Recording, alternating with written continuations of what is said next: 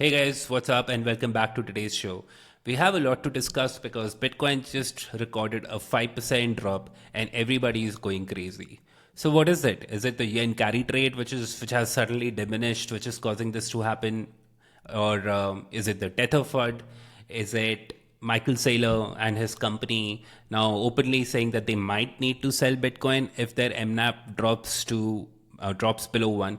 So we're going to talk about all of that, but the title of today's show is really going to, I hope, make you think, right? Because this was the year of the crypto president, right? And I remember when Donald Trump came in, all of us in the industry were so excited because finally we had someone in the White House, in the administration, who was pro crypto. He actually, one of his election promises and one of the ideas or the planks of his re-election was his promises, were the promises that he made to the crypto community. Not only the promises, his own family launched a crypto DeFi protocol called World Liberty Financial. He himself launched a meme coin called Trump, his another token in the name of his wife Melania, and they extracted billions and billions of dollars. So, what I want to do is I'm going to first start from that narrative, that background, because it's important for the rest of the story and for you to understand what is happening and how is the crypto market gonna respond in the next couple of quarters, right? So the first thing to note here is exactly 1 year ago, Trump announced his plans to make United States the crypto capital of the world. And here's a small speech that I want you to hear. So I'm going to play this out. I'm laying out my plan to ensure that the United States will be the crypto capital of the planet and the Bitcoin superpower of the world, and we'll get it done. So this was his promise in the Bitcoin 2024 conference. He said he's going to make Bitcoin and crypto the front end center of financial innovation in the US, and that America will be the crypto and Bitcoin capital of the world. Well, since the beginning of this year, since January 1st, Bitcoin is now down 7% year to date, right? And not only Bitcoin, if you look at the GM30 index, GMCI index, which basically captures the prices of the top 30 non-stable coin currencies, crypto tokens, you will see they have fallen. The benchmark has fallen by almost 25%. If you look at the layer 1 tokens, they have also recorded a fall from the beginning of this year. Layer 2 tokens have recorded a drastic fall. I mean, they've lost almost 75% of their value through the year. And not just the top sectors, whether it's memes or DeFi or Deepin or gaming or AI or small caps, everything throughout has lost 80 to 85% of its value. So here we have a president who promised a pro crypto industry, who promised that Bitcoin and crypto would become front and center to America's financial innovation. But here are the results right in front of you, right? The markets haven't responded to those promises yet, or the work that has been done. I'm not saying no work has been done. Obviously, a lot of positive steps have been taken, but the market has failed to recognize that. So we're going to understand why this has happened, what's changed, and talk about some of the emanating FUD, especially around Tether.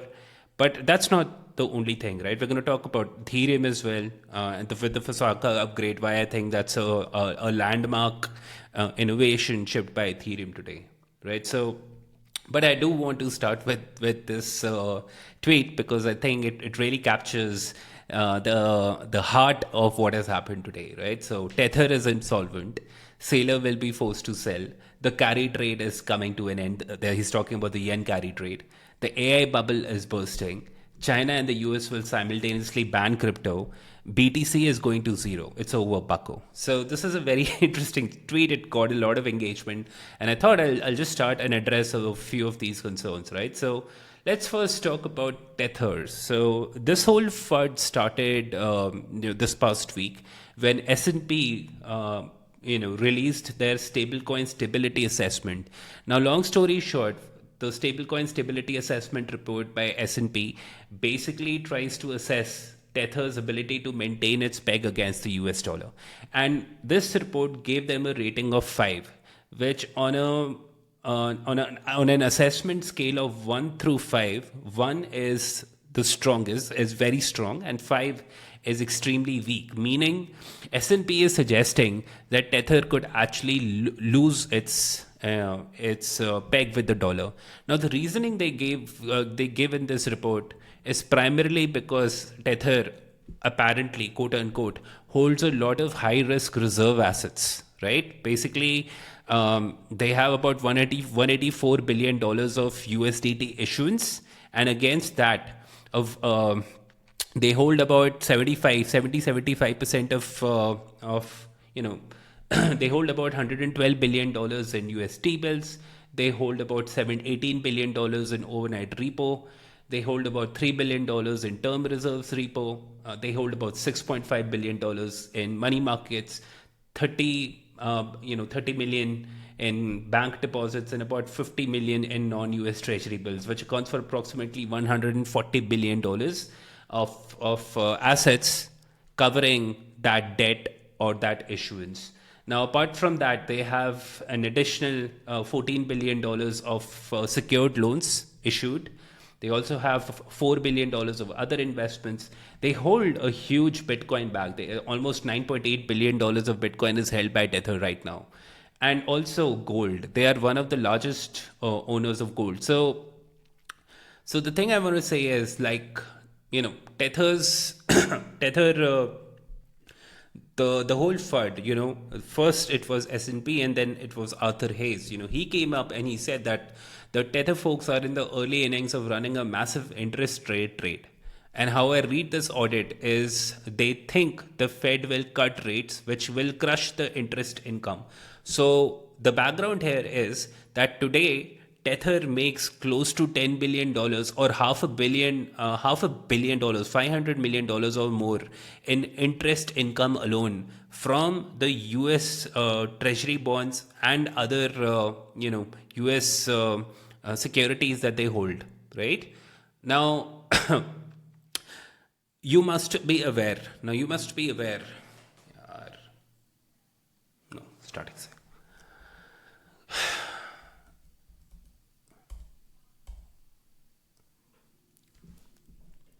Hi guys, and welcome back to another episode. Hi guys, and welcome back. I'm your host Dejan RSC, and today I'm going to talk about. Hi guys, and welcome back. As I was making today's presentation and today's show, I thought, where should I begin? Because a lot has happened in the market in the span of the last 4 to 6 weeks. We've seen Bitcoin fall tumultuously.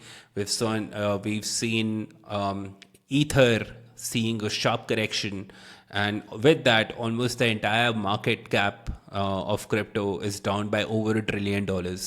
So I want to go back and take you through this journey and rewind back to the beginning of this year, because that's where the narrative really begins. Now, it was earlier this year, in the beginning, when Donald Trump was fighting for a second term in the office. And one of the poll promises, apart from, and I'm not going to go into the politics of it, but from a crypto perspective, one of the promises he made was to make America the Bitcoin and crypto capital of the world. Now, this is not me, this is Donald Trump. So let me first start with his own speech so you can hear his words.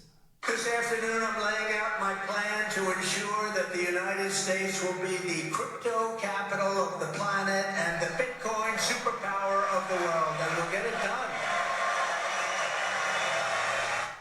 So you can hear it from the horse's mouth. Exactly 1 year ago, Trump announced his plans to make United States the crypto capital of the world.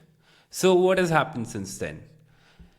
Since January 1st, if you look at the chart of Bitcoin against US dollar, you will see that the price of Bitcoin is down 7% since the beginning of this year. It's down from 95K to, it's down from almost 90K to now 86K, right? So that's a 7% decline year to date since Trump was elected in office, and he made on the promise that America will become the Bitcoin and crypto capital of the world.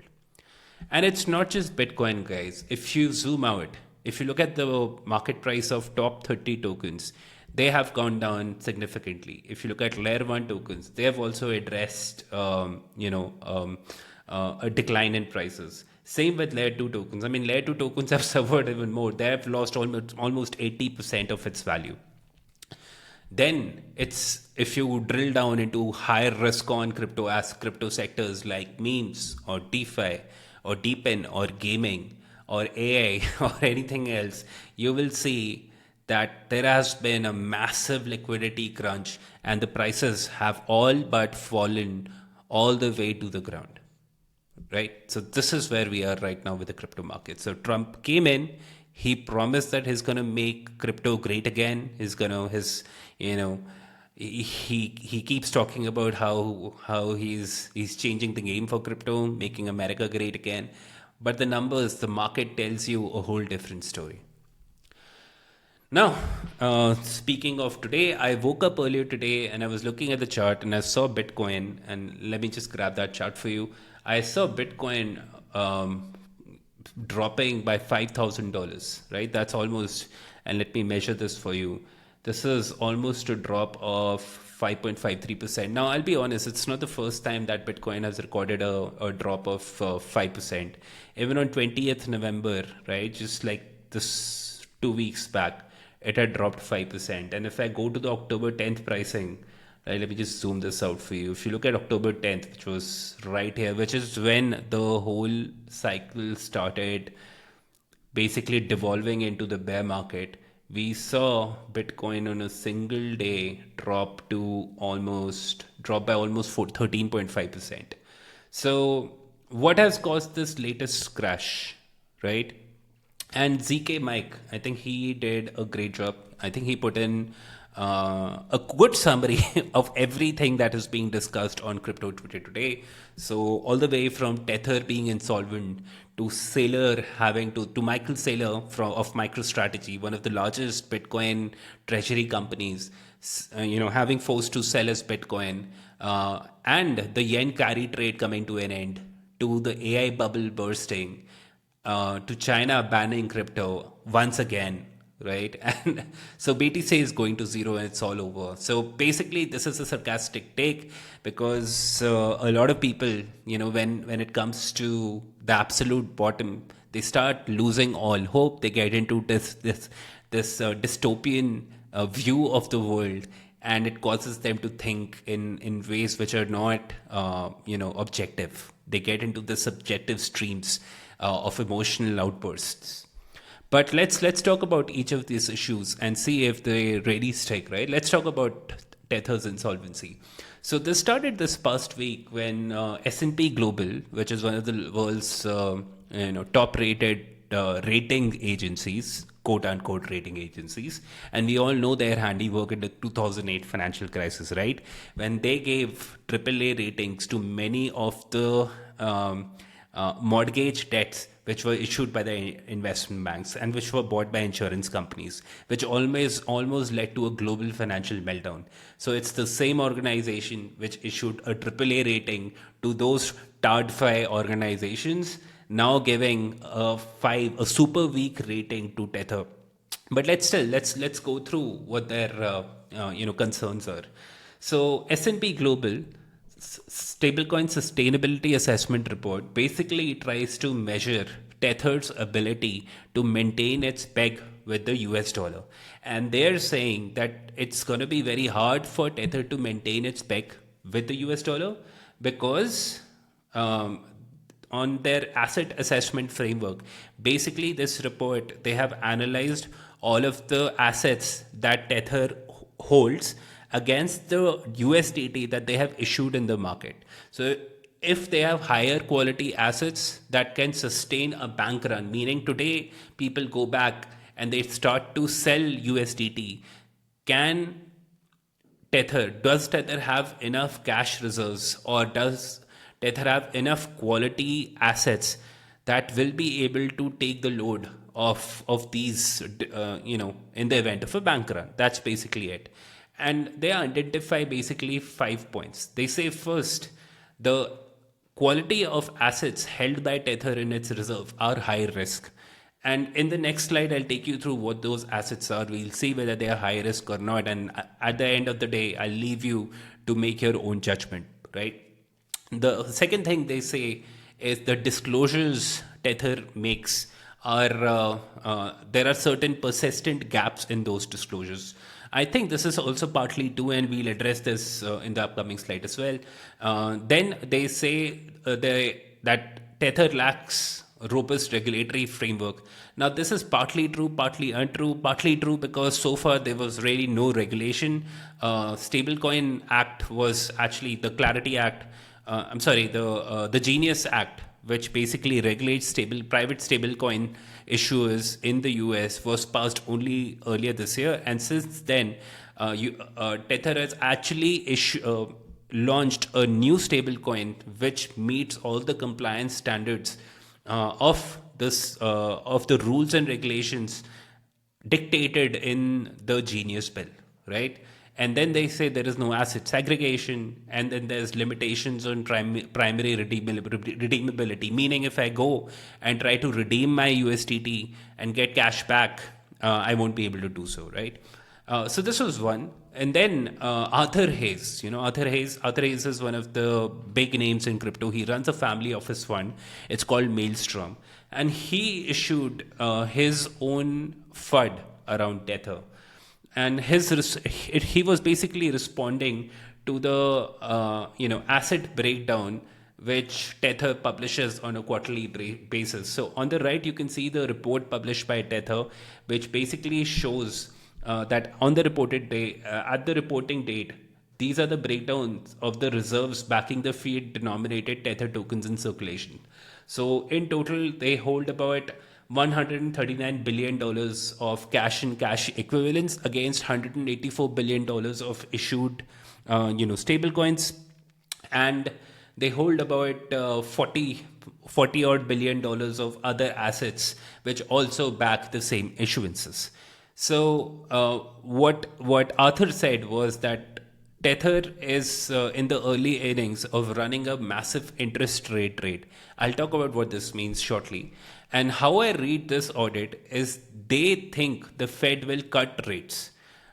This is nothing new because in the last FOMC meeting, Federal Reserve Chair Jerome Powell did say that we're going to end quantitative tightening, which they did earlier today. And so from now begins a new era where America or where the US Federal Reserve will start cutting down interest rates. And as those interest rates cut, because Tether holds a large majority of their assets in US Treasury bills and other government bonds, the interest they receive as interest income from those holdings will decline. And in order to cover the decline or the difference between the money that they're making today from interest income versus the reduced amount that they will make because of this, because of a reduction in interest rate by the Federal Reserve, what they're doing is they're trying to play the interest rate trade. And in this case, what they're trying to do is they're trying to buy gold and Bitcoin. And the reason is because when there is a decline or dip in interest rates, more liquidity is circulated back into the economy.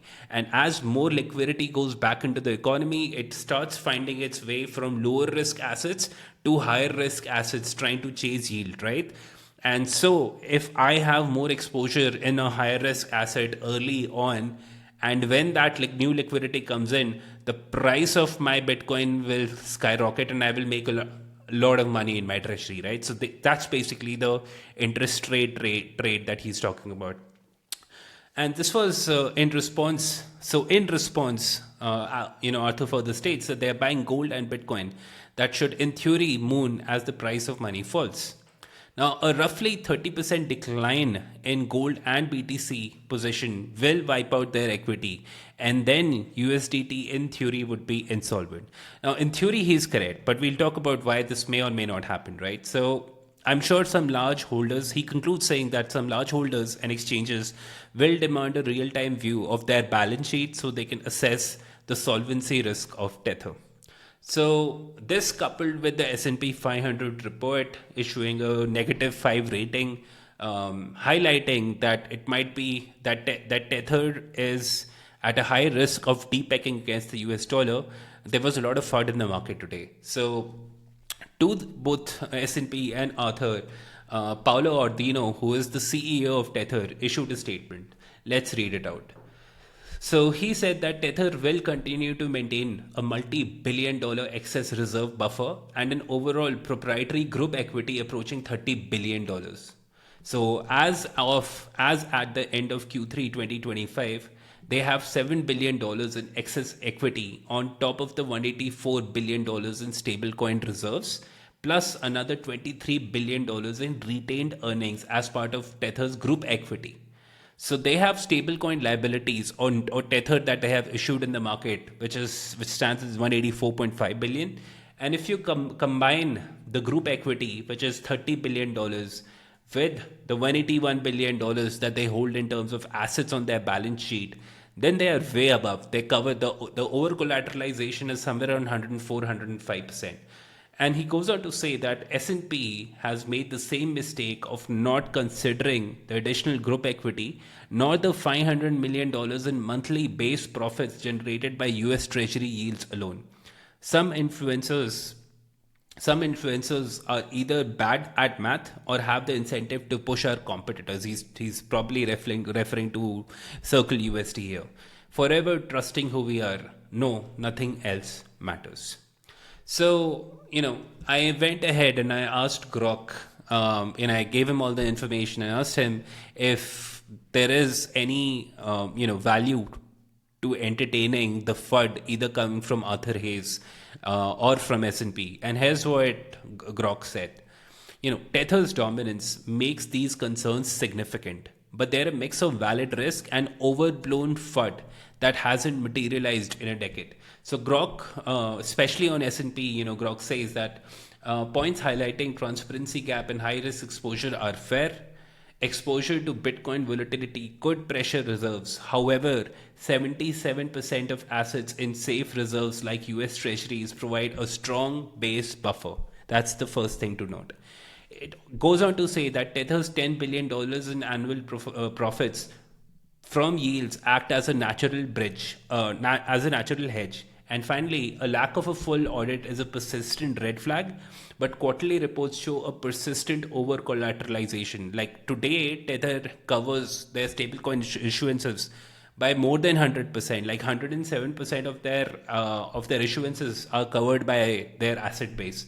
So a full audit will resolve much of this FUD. I do want to bring this up because earlier this year in March, Tether actually brought in a new CFO. And since then, they've been having conversations with each of the big fours, EY, PwC, Deloitte, and KPMG. But because they are a crypto company, each one of them have refused to work with Tether. That's the reality, guys. It's not that Tether doesn't want to do the audit. So today you have a smaller, accounting firm like BDO Italy, which basically does attestation work for them. So the asset breakdown report that you see is an attestation. Now, an attestation is basically checking these numbers at a point in date. And it's very different from an audit because an audit goes through the entire trail of evidence and just doesn't look at a single point in time, right? So it's important that they will get this audit done, and I'm confident that they will get this audit done. Grok further goes on to say on Arthur Hayes that Hayes is spot on about the crypto bet. Tether's shift to BTC and gold, roughly $20 billion of reserves, anticipates rate cuts boosting risk asset prices, in theory, as Tether will likely take a hit on its interest income from treasury holding. This is something that I spoke about earlier. 30% correction in Bitcoin price could erase book equity, but it fails to factor Tether's operational buffers, retained earnings, holding diversity, and no history of depacking. Right? Nothing has happened. None of these things has happened, and they hold high quality assets on their balance sheet. Right? So So when I think about what Arthur is saying, when I think about what S&P is doing, I think it's just totally pure FUD. And data today proves that Tether is in a very strong position, right? Now, what I did was I went ahead, I pulled up the Tether US dollar chart on TradingView, and I tried to identify all of the big, like big events, big negative events that have happened in crypto, and especially in Tether's lifetime, in events that directly impact Tether as an organization, and how did the market respond to all of that FUD. So I want to take you back through this journey because it all started in May of 2022. This was when the Terra Luna, algorithmic stable unwind, and this was the only time where you will see there was a 7% drop. You see this big red line in Tether's peg, but this was almost immediately closed within the day, right? So in the end, there was no DPEG. And since then, whether it was the FTX influsion or whether Hindenburg issuing a $1 million bounty alleging financial fraud by Tether, or there was a signature in Silvergate bank run earlier this year, or SEC issuing subpoenas to Binance and Coinbase, to Wall Street Journal, accusing Tether of money laundering, to TRM Labs accusing Tether has misused $19 billion in illicit transactions, to a United Nations report accusing Tether of money laundering, right? To a federal probe, US federal probe on Tether for sanctions and AML, to the Economist labeling Tether as money laundering, launderer's dream currency, and most recently, the S&P downgrade FUD. Throughout these moments, if you zoom out, you will see there has not been a single moment when Tether has actually registered a DPEG. So just because somebody has issued a negative report, and just because somebody feels like that Tether is trying to play the interest rate trade, and hence somehow their assets are risky and will not be able to cover a bank run, is totally unreal. Next, I want to show you this chart, which is very interesting because historically Tether FUD has marked local bottoms on the Bitcoin chart. So Tether depegged in 2018-19 to 87 cents. It marked a local bottom on Bitcoin. Then there was the New York Attorney General case that marked a local bottom. Then there was another slight depeg. I won't even call something coming down to 95 cents is not a depeg. But things happened. This was of May 2022 when Terra Luna collapsed, right? And now the no audit FUD happened earlier this year, and now that Tether holds Bitcoin and gold, they're classifying Bitcoin and gold as risky assets, which are considered globally by investors as largely risk-free, hard assets. So each of this has historically marked a bottom for Bitcoin, which is something to think about. Maybe this is a new bottom, right? Now, let's talk about bank runs, right? What really happens in a bank run? Now, traditionally in a bank run, when it has happened historically, and kudos to somebody who shared this small table on Twitter, and you can see here that in all of the previous bank runs, right? Whether it was the Silicon Valley bank run in 2023, or the First Republic Bank, or Continental Illinois way back in 1984, Washington Mutual in 2008, and the Knickerbocker Trust in 1907, almost 100 years back, when the depositors tried to withdraw more than 25%, almost all of them either failed or they had to be bailed out. But Tether in 2022, when Terra Luna collapsed, also saw a almost 20 to 25% withdrawal. But they survived. And it wasn't just the fact that they survived. They actually honored all of the redemptions. So this just shows you how high quality are the assets that Tether as a company are holding on their balance sheet, right? So This is one thing. Another thing to note is that Tether is now the largest non-sovereign holder of gold.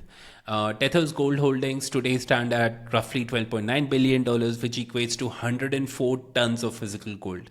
And Tether's gold holding valuations have doubled since the beginning of this year, guys, because we've seen this crazy rally happening on gold, right? So on average, Tether is buying almost a ton of gold every week, and this makes it one of the biggest buyers of gold in the world. And if you compare their gold holdings today, they are larger than various independent nation states, right? Whether it's Hungary, South Korea, and Australia, which are large gold holders. Tether alone holds more gold than each and every one of them, right? So in conclusion, Tether is financially robust. They are overcapitalized.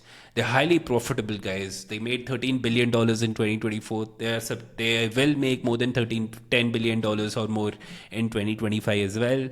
There are more than 400 million wallets with non-zero USDT balances. These concerns are nothing new. I showed you the chart. They've happened before. They're basically from TradFi skeptics. Concerns around concerns are substantiated, right? So you should remain a bit cautionary, especially around the audit bit. But as I said, Tether is trying to figure that bit out, and it's not their issue. Big fours are just too concerned about lending their name to crypto today. There is a risk of DPEG. The risk of DPEG is extremely low, right? But if rate cuts don't pan out and BTC falls, then there is certainly a risk of DPEG, right? Tether does, and they have to actively take urgent steps to ensure they show transparency. They get an auditor who is a world-class, renowned name, and they publish their full financial audit. It's extremely important for them. Now, moving on to the next thing, right? So the second big thing that people are talking about that broke the system today, that led to Bitcoin seeing a 6% drop, was the end of the Japanese carry trade. So if you rewind back, today Japanese 10-year yield just hit 1.84%. And that's the highest it has ever recorded since 2008. And this matters because if you look at the chart on the right, which shows you the overnight uncollateralized call rate, right? This has been almost zero for the last 30 years. What this meant was global investors would go to Japan, borrow in yen at near zero interest rates, and because the Japanese yen and USD forex rate was pretty much sustained, it didn't move much. It just remained the same. Throughout this period, they could basically borrow in this currency and then go out there and take advantage of the interest rate arbitrage and go bid on higher risk assets in the US. So as Japanese yields rise, right, and this led to trillions flowing into US treasuries and global assets. But now as Japanese yields rise, capital will get pulled back home, meaning money will flow back to Japan. And at the same time, Federal Reserve in the US is ending QT, and the US needs record borrowing to fund its huge deficit. Translation: one of the biggest buyers of US debt is stepping back while America needs more money than ever. When the world stops funding the US at cheap rates, there is only one outcome left: more money printing, more liquidity, and eventually higher asset prices, especially Bitcoin. So people who are talking about how, this Japanese move is sudden or it's net negative, it's actually very, very positive because this has actually coincided with the US Federal Reserve announcing that they are actually going to end quantitative tightening. What this basically means is they're going to now, in very simple words, start printing more dollars, because there is no other way apart from printing dollars that they can cover their national debt interest payments. And so more money flows into the market, it starts chasing higher yield. Higher yield leads to risk on assets lead to crypto, to Bitcoin, and eventually prices will start rising, reflecting that liquidity push, right? And finally, MicroStrategy, right? So MicroStrategy dropped a bomb. They earlier today announced the formation of a $1.44 billion cash reserve to fund their dividend commitments, and this new raise will basically cover interest dividend payments for the next 21 months. Simultaneously, they also announced that they bought an additional 130 BTC at an average price of $89,000, which brings their total BTC holdings to 650,000 at an average cost basis of $74,000. But why did this FUD happen, right? This FUD happened because earlier this week, Fong Lee, who is the CEO of MicroStrategy, he went on a podcast and he said the quiet part out loud. He said that, quote unquote, it would make mathematical sense if MicroStrategy's MNAV falls below 1, they will have no alternative way to raise capital, which is unlikely, but they will have to track MNAV, and if MNAV drops below 1, they might need to sell Bitcoin. So from an organization, from a guy like Michael Saylor, who said he's never going to sell Bitcoin ever in his life, to finally capitulating to how the market is responding to MicroStrategy, he's finally admitting, the CEO of MicroStrategy has finally admitted on air that they could sell Bitcoin, right? This is a big lesson because nothing in the market stays permanent. And so if you keep believing QOLs, if you keep believing these people, it won't work. So the only way you can stay ahead of this market is to actually look at data and understand that data. And that's why you listen to channels like these, right? So if you haven't subscribed until now, I highly recommend that you do so. Now, speaking of MNAV, that's the big giant. That really is the big giant in the room. And today it's trading just 1% above its danger zone because the multiple to MNAV today is at 1.01x. If it falls any further from here, then that's a clear indication that MicroStrategy might need to sell its Bitcoin in order to maintain its ability to repay its debt, its preferred dividend commitments, right? And if MNAV falls below 1, MicroStrategy will have no option but to sell its Bitcoin. And this is coming straight from the horse's mouth. Earlier today, MicroStrategy issued its new guidance where you can see that if MNAV is above 1x, they would issue common equity to buy more Bitcoin. If it falls, they will have to sell Bitcoin in order to cover their preferred dividends. Now, for the largest part of this year, Bitcoin, MicroStrategy and Michael Saylor continued to give guidance on their Bitcoin price targets. And they said that they anticipate Bitcoin to end at $150,000 at the end of this year. But now, earlier today, they revised that guidance and they said that the price could range anywhere between 85K and 110K, which shows you all of the stuff that has happened. And this actually created a lot of FUD in the market, and more Bitcoin holders started selling as a result, right? But this is also interesting. I found this from Polymarket, where Polymarket traders are predicting a 30% odds of Saylor selling his Bitcoin by June 2026, right? So interesting. Prediction markets have pretty much been a good barometer of truth, especially on matters like these. So it will be interesting to track this market and see how it plays out over the next couple of months, right? Okay, speaking of, now that all the bad news is out of the way, speaking about some good news, Ethereum just announced its Fusaka upgrade, guys. So Fusaka brings a range of new improvements to Ethereum, both at the consensus and at the execution layer. The key upgrade includes PeerDAS. Now, PeerDAS, guys, is a technology which reduces data storage and bandwidth overheads, and it incorporates passkeys for better end user experience, among other critical upgrades. If I talk about the quick benefits, right? First, near instant transactions via pre-confirmations, cheaper fees, seamless onboarding via passkey. So today, when I have to use Ethereum, I need to set up a crypto wallet. I need to save my seed phrase securely somewhere. I have to remember those 12 words. Otherwise, I will lose access to my wallet. Passkey is basically, simplifies all of that. Low latency. Fosaka introduced low latency for instant feel UX. So now you can actually build applications where the friction for an end user goes away. 8x data throughput through PRIADAS and reduction of block fees, which leads to roll-ups having to bear less cost in order to offer the same security guarantees that Ethereum offers.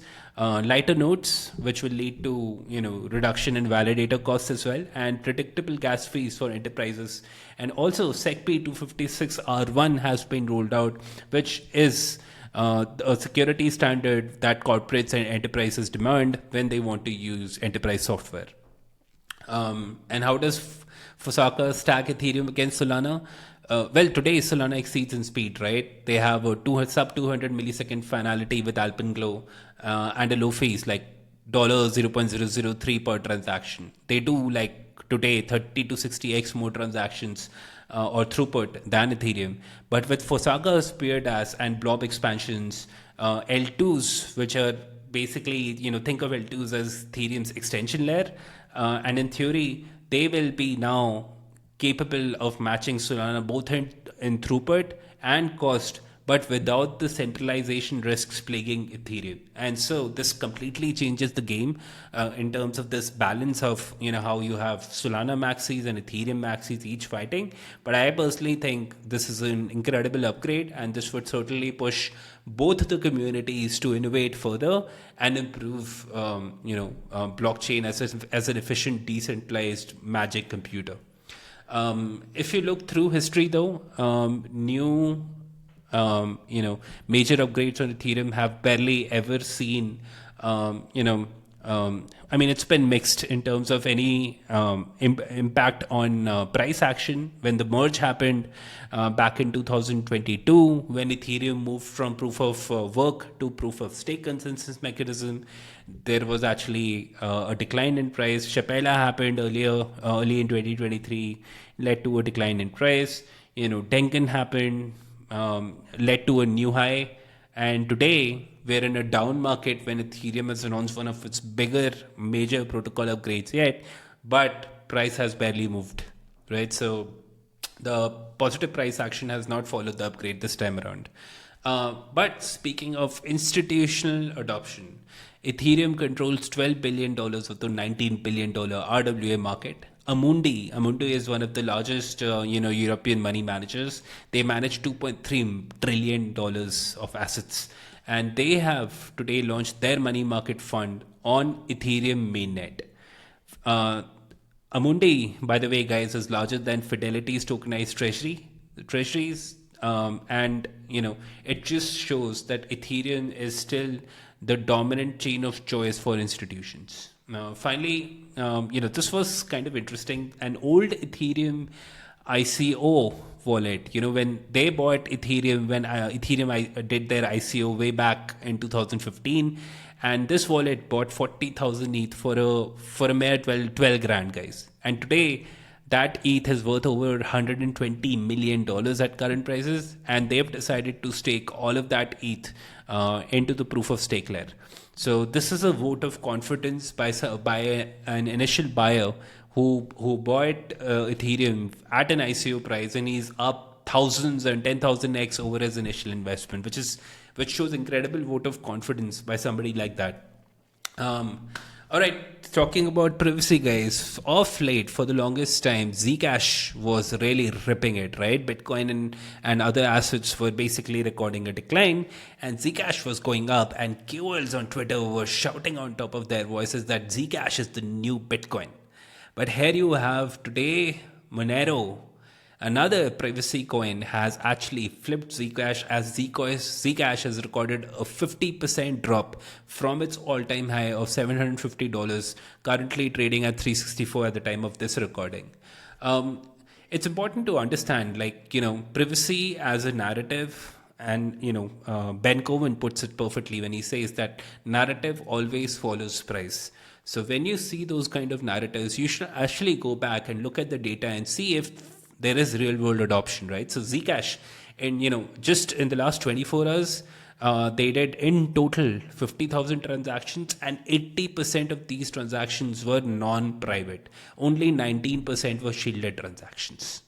Another thing to note, is if you compare this to Solana and Ethereum, it's multiples of X lower. So neither is there real world adoption, neither is there crypto native adoption. So it's only a small niche which are using privacy today.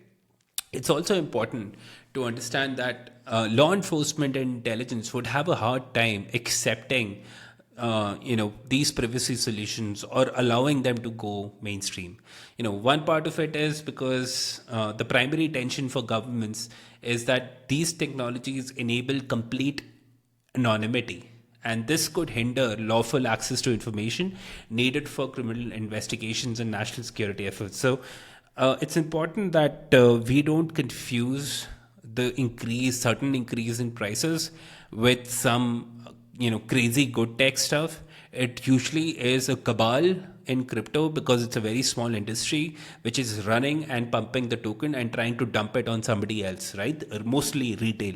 So when that rally happened, I put on a tweet that this thing is completely an eternal cabal force and it will come down cracking, and that's what has happened, right? So in summary, Zcash is facing staunch headwinds. Adoption is near zero, and it remains a niche market offering. And globally, states are worried about criminals using zero-knowledge technologies. So it's going to be a hard fight for privacy to actually gain mainstream adoption, no matter how many of your favorite crypto KOLs go on X and tweet a gazillion times that Zcash is the new Bitcoin. Bitcoin is the old Bitcoin.